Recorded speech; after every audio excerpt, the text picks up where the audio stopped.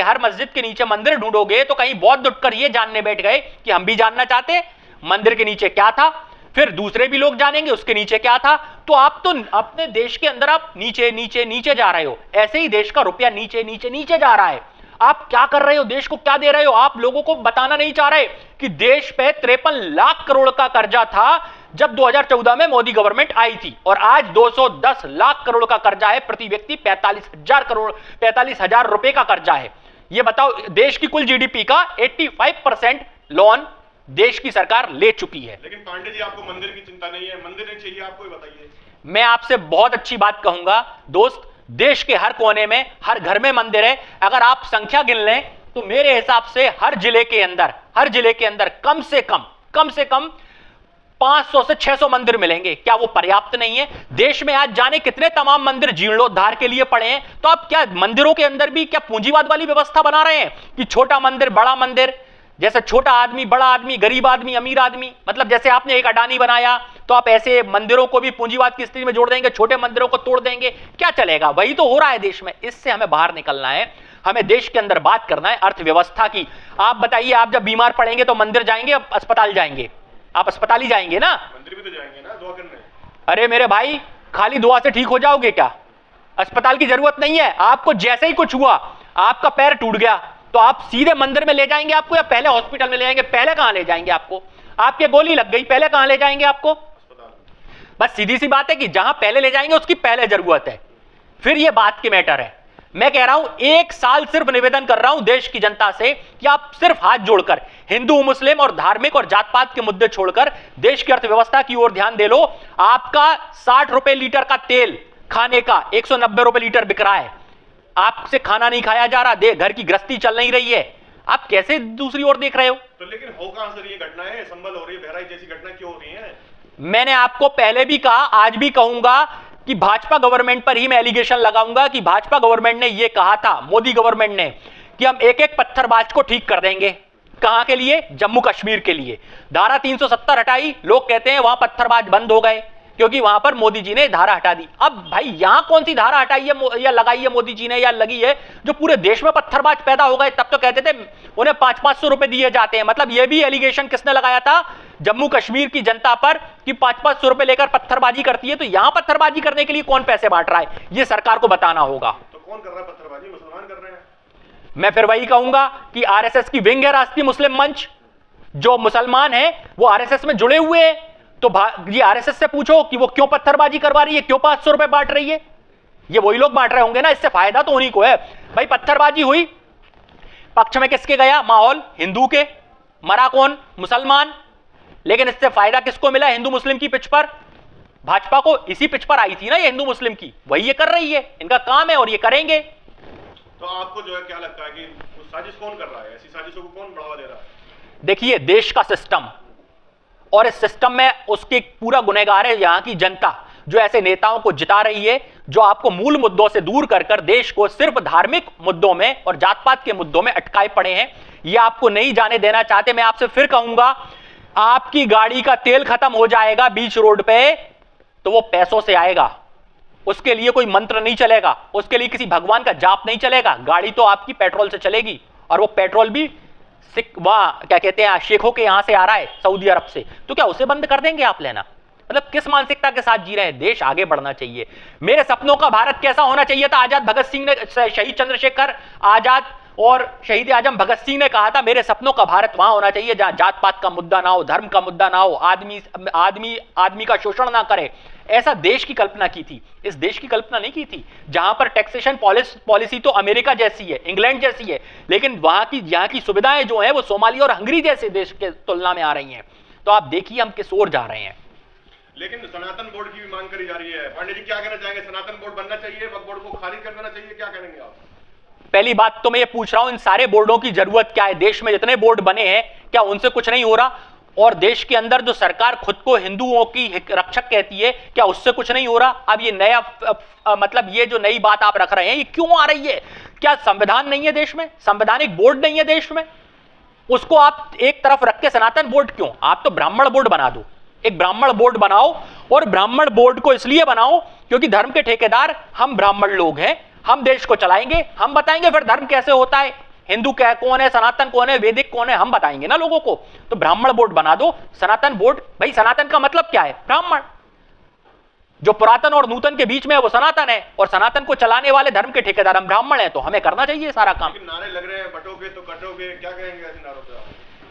पहले घर जोड़ नहीं पा रहे हैं और देश को बटोगे कटोगे के नारे दे रहे हैं। इसके पीछे राजनीतिक एजेंडा है, जो दलित वोट है उसको जोड़ने का, जिससे कि समरसता अभियान के तहत ये जोड़ नहीं पाए और इसके तहत ये वोटर बीजेपी में शिफ्ट कर सके और धर्म के पाखंड में उलझाकर लोगों को बेवकूफ बना सके। आप देख लीजिए कि चाहे धीरेन्द्र शास्त्री हो, उनको ही प्रमोट क्यों किया जा रहा है, प्रदीप मिश्रा को प्रमोट क्यों किया जा रहा है। आप देखिए बहुत सारे देश के अंदर तमाम तरीके के आपको पुरुषार्थ करने वाले गुरु मिल जाएंगे, लेकिन वो कभी आडंबर में नहीं आएंगे।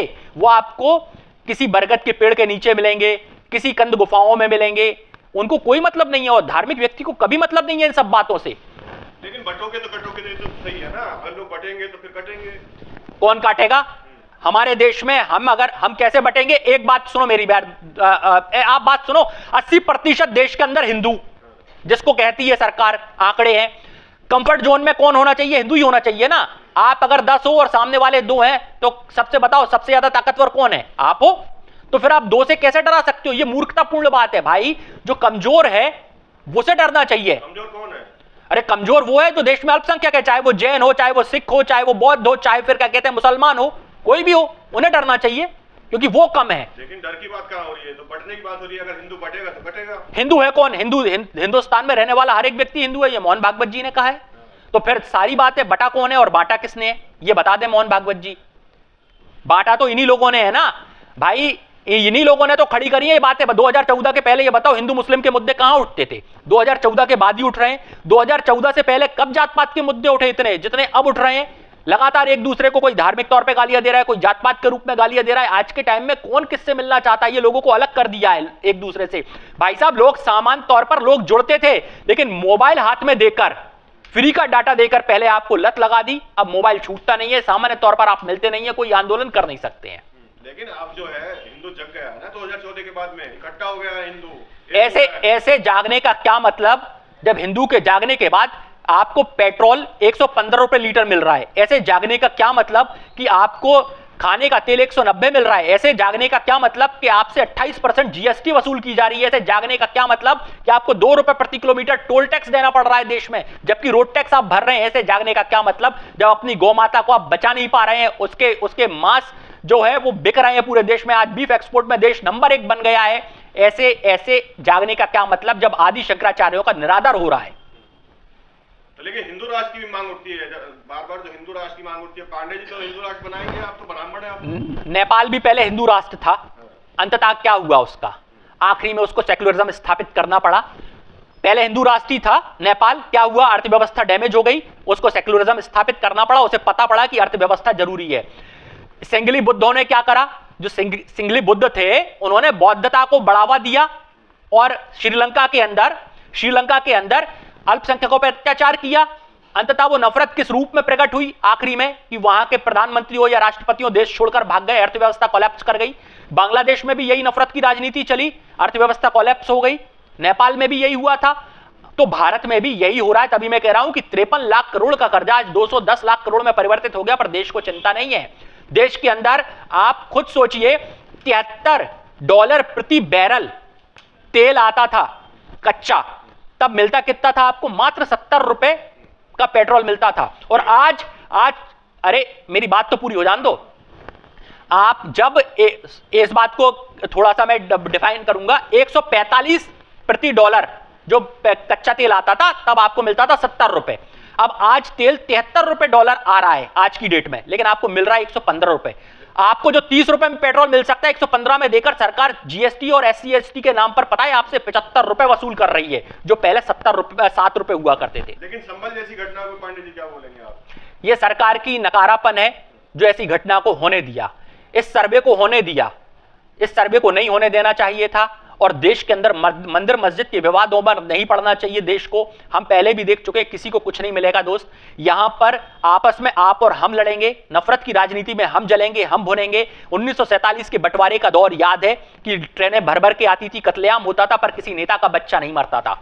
आज भी किसी नेता का बच्चा नहीं मरेगा। लाल कृष्ण आडवाणी ने एक यात्रा निकाली थी, बाबरी मस्जिद जब ढाई गई थी, उस दौर को याद कीजिए। ना तो एक गोली लालकृष्ण आडवाणी को लगी, ना एक गोली नरेंद्र मोदी को लगी, किसी नेता को एक गोली नहीं लगी, रतनम्बा देवी हो चाहे उमा भारती हो, किसी को नहीं लगी। लेकिन आम हिंदू कट मर गया, आम हिंदू मर गया। क्या था उनका गुनाह? सिर्फ ये कि इन नेताओं की बातों में आ गए, इस नफरत की आग में झुलस गए। क्या हुआ इससे? फायदा किसे पहुंचा? शहीद हुए, मंदिर को वापसी बनाया उन्होंने। मेरे भाई, बाबरी मस्जिद के नीचे कोई मंदिर नहीं निकला। इस बात की पुष्टि सुप्रीम कोर्ट कर चुका है। आपको यह बता दूं, यह सिर्फ आस्था के आधार पर हिंदुओं के लिए एक, जिसको कहेंगे हम, विवादित फैसला हुआ है, जिसके बाद सुप्रीम कोर्ट ने कहा था ऐसा दोबारा नहीं होगा। और उसी के एवज में जो 271 एकड़ जमीन थी बाबरी मस्जिद की, उसको 550 एकड़ दिया गया अलग से। बताओ, अगर वहां पर मंदिर था बाबरी के नीचे, तो मुसलमानों को मस्जिद के लिए जगह देने की क्या जरूरत थी? तो क्या लग रहा है, कौन सी राजनीति चल रही है, कैसी राजनीति चल रही है? ये देश के अंदर वो राजनीति चल रही है जहां से आपको धकेल कर एक आदिवासी युग में ले जाएंगे, जहां पर आपको कुछ नहीं दिखेगा, आपके कपड़े उतर जाएंगे, आपके सर पर बाल नहीं बचेंगे, आप खुद के ऊपर रीछ रहे होंगे, खुद पे गुस्सा कर रहे होंगे कि हम ये कहां आ गए, हमने क्यों देश की अर्थव्यवस्था नहीं देखी। भाई साहब, पाकिस्तान के अंदर एक अल्टो कार 25 लाख रुपए की है, बांग्लादेश के अंदर एक अल्टो कार क्या कहते हैं इस रेट में मिल रही है 25-25 लाख में। आप अभी उससे दूर हैं। हाथ जोड़कर मैं कहना चाहता हूं कि मत वो स्थिति लाइए कि आप बिल्कुल नंगे हो जाएं, आप पे कपड़े पहनने के पैसे भी ना हो। पूरा देश 80 करोड़ आबादी को मोदी जी राशन दे ही रहे हैं, थोड़ी बहुत आबादी और बची, ऐसा ना हो कि सब राशन पर पले और हिटलर का वो चीजें सही हो जाएं कि सिर्फ लोगों को उतनी व्यवस्था दो कि वो जीवित रह सके।